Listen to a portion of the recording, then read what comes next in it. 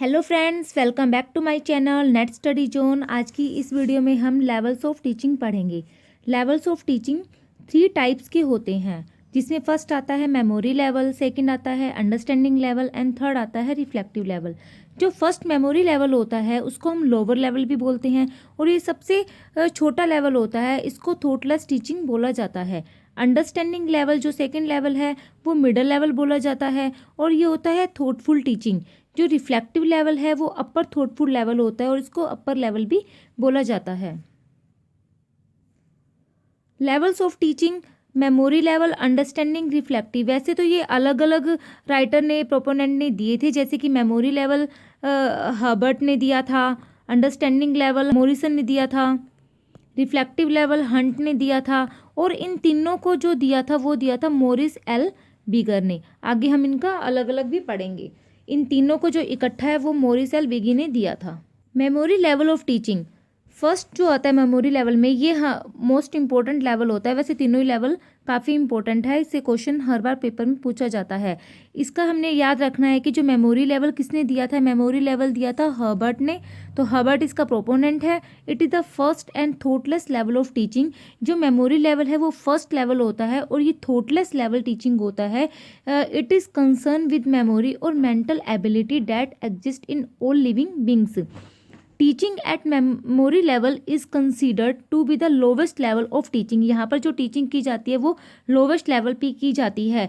हम इसको बोल सकते हैं कि जो ये स्कूल का लेवल होता है, जो स्कूल की टीचिंग होती है, यहाँ पर स्टूडेंट्स चीज़ों को क्रैम करते हैं, तो वो मेमोरी लेवल में आती है। At this level the thinking ability does not play any role. यहाँ पर स्टूडेंट की जो थिंकिंग एबिलिटी है प्ले नहीं करती। यहाँ पर स्टूडेंट चीज़ों को क्रैम करता है। Students only cram the facts, information, formulas and low data taught to them. The teaching is nothing but learning the subject matter by root. यहाँ पर रूट लर्निंग की जाती है। जो टीचर का जो रोल होता है यहाँ पर वो प्रोमिनेंट रोल होता है, यानी कि जो टीचर का रोल है वो प्राइमरी है और स्टूडेंट का रोल यहाँ पर सेकेंडरी होता है। तो यहाँ पर टीचर के पास फुल ऑफ कंट्रोल होता है, स्टूडेंट का फुल ऑफ कंट्रोल रहता है टीचर के पास। Study material is organised and pre plan. जो स्टडी मटेरियल होता है वो प्री प्लान होता है। Teacher present the study material in a sequential order में टीचर अपने प्रेजेंट को, जो अपना मटेरियल होता है उसको प्रेजेंट करता है। मेमोरी लेवल थिंकिंग, जो टीचिंग यहाँ पर होती है वो लैक्स इनसाइट होती है। Psychological, it is cognitive level of thinking.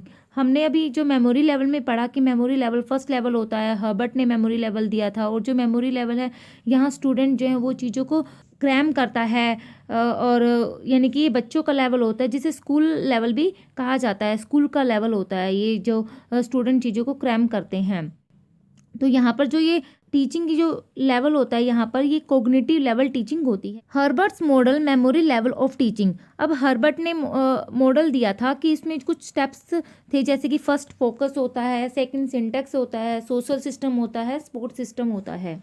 जैसे कि हर्बर्ट का जो मॉडल है फोकस, यहाँ पर फोकस किया जाता है teaching training of mental aspects पर, प्रोवाइडिंग नॉलेज फैक्ट्स पर, रिटेनिंग द लर्न फैक्ट पर, रिकॉलिंग द लर्न पर। तो यहाँ पर चीज़ों को ओनली रिकॉल किया जाता है इस लेवल पर। जो सिंटेक्स, इसका मतलब है यहाँ पर रूल। और स्टेज क्या है इसकी, फर्स्ट यहाँ पर हम प्रेपरेशन करते हैं, फिर सेकंड जो स्टेज आती है वो स्टेटमेंट ऑफ एम। पेपर में कई बार ये भी पूछा जाता है कि मेमोरी लेवल में इसकी स्टेजेस क्या है हर्बर्ट मॉडल की। फर्स्ट प्रेपरेशन रहता है, सेकंड हमारे पास statement of aim, presentation, association, generalise और एप्लीकेशन।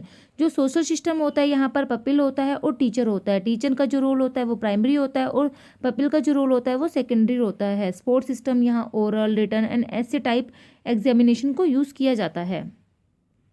जो स्टेप्स है हर्बर्ट थ्योरी में अभी हमने पढ़े हैं कि जो ये स्टेप्स है ना वो मोस्ट इंपॉर्टेंट होते हैं, यहाँ से पेपर में क्वेश्चन पूछा जाता है। फर्स्ट जैसे कि हमें ये लाइन वाइज याद करने होते हैं। फर्स्ट प्रेपरेशन किया जाता है, उसके बाद स्टेटमेंट ऑफ एम, फिर प्रेजेंटेशन, फिर एसोसिएट, फिर जनरलाइज और लास्ट में एप्लीकेशन। अब मेमोरी लेवल की कुछ मेरिट्स भी होती है, जैसे कि हमने पढ़ा कि जो मेमोरी लेवल होता है वो लोअर लेवल होता है। तो ये जो लेवल है वो चिल्ड्रन के लिए यूज़फुल रहता है, क्योंकि जो चिल्ड्रन होता है उनकी जो माइंड की कैपेबिलिटी होती है वो डेवलप नहीं हो पाती है, तो वो चीज़ों को अच्छे से रिटेन कर सकते हैं। इस लेवल पर रूट लर्निंग करते हैं वो। Role of teacher is important. यहाँ पर जो टीचर का रोल होता है वो एक्टिव होता है, क्योंकि जो स्टूडेंट का कंट्रोल होता है वो टीचर के हाथ में होता है। यहाँ पर जो टीचर अपनी चॉइस रहती है, सब्जेक्ट मैटर को फ्रीडम रहती है चॉइस करने की, plan it and can present करता है it at will. Help children to learn a new concept, बच्चे यहाँ न्यू कॉन्सेप्ट सीखते हैं। Memory level teaching act as a first step for understanding and reflective level of teaching. जो memory level होता है वो फर्स्ट स्टेप होता है, it is prerequisite for understanding level teaching. तो ये इसकी मेरिट्स थी। अब हम इसकी डीमेरिट्स पढ़ते हैं।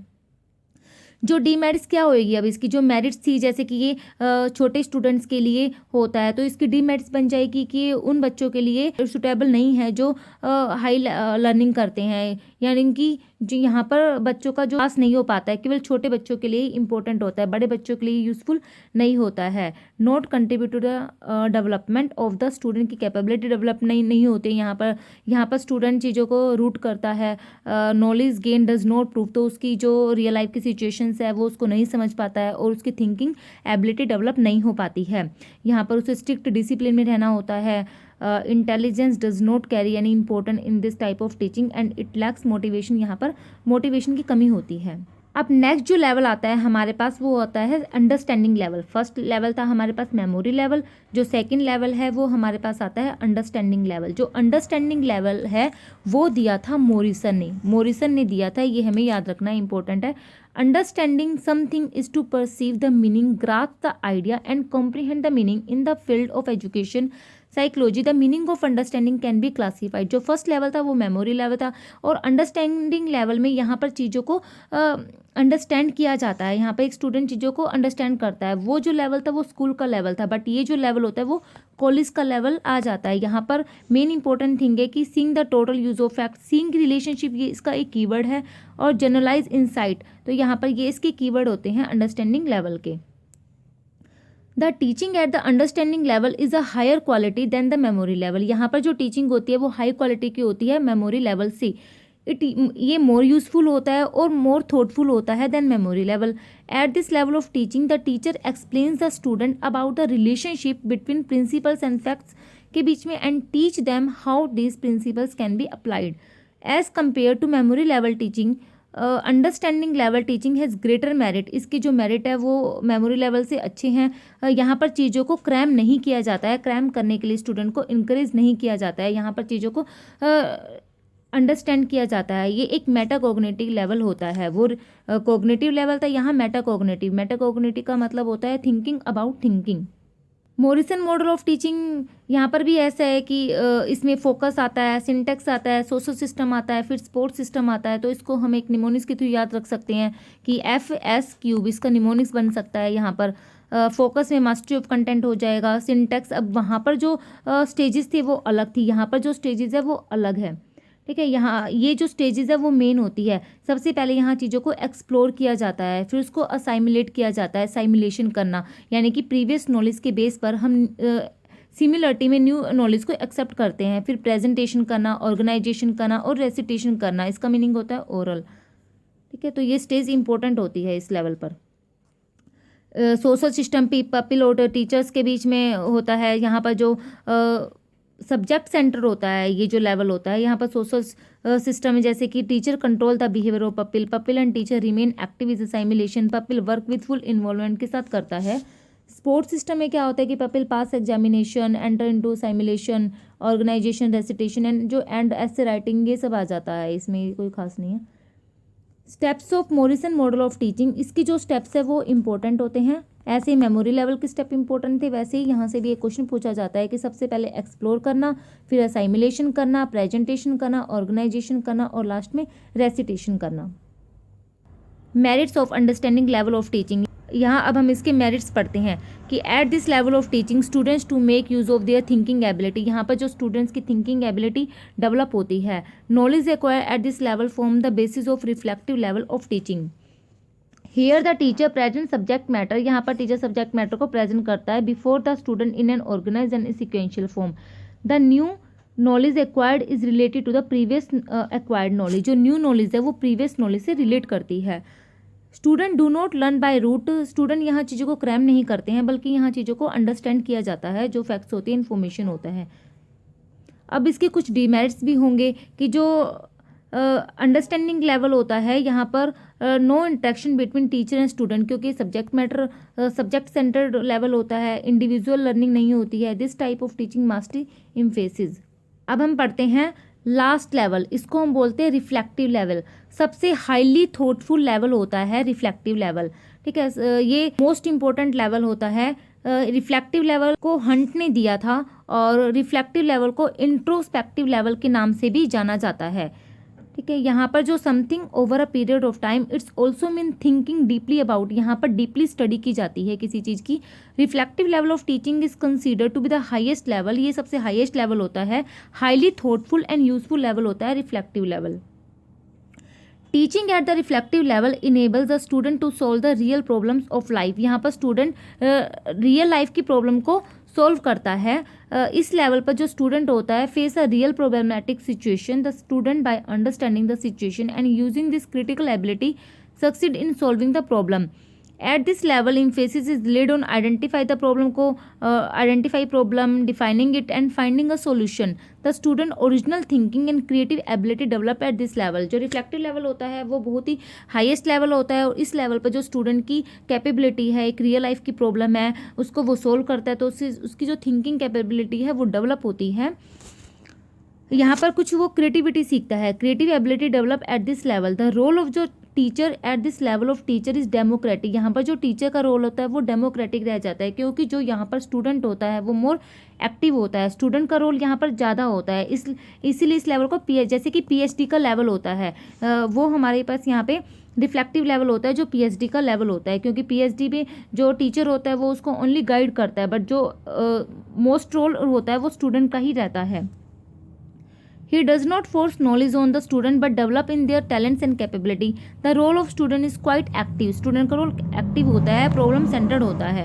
स्टेप्स क्या है रिफ्लेक्टिव लेवल ऑफ टीचिंग में? फर्स्ट कहता है कि यहाँ पर जो क्रिएटिंग का प्रॉब्लमेटिक सिचुएशन को क्रिएट किया जाता है, फॉर्मुलेशन ऑफ हाइपोथेसिस को फॉर्मुलेट करना, इसके बाद हम डाटा को कलेक्ट करते हैं और फिर हाइपोथेसिस को टेस्ट करते हैं, तो ये इसकी स्टेजेस होती है।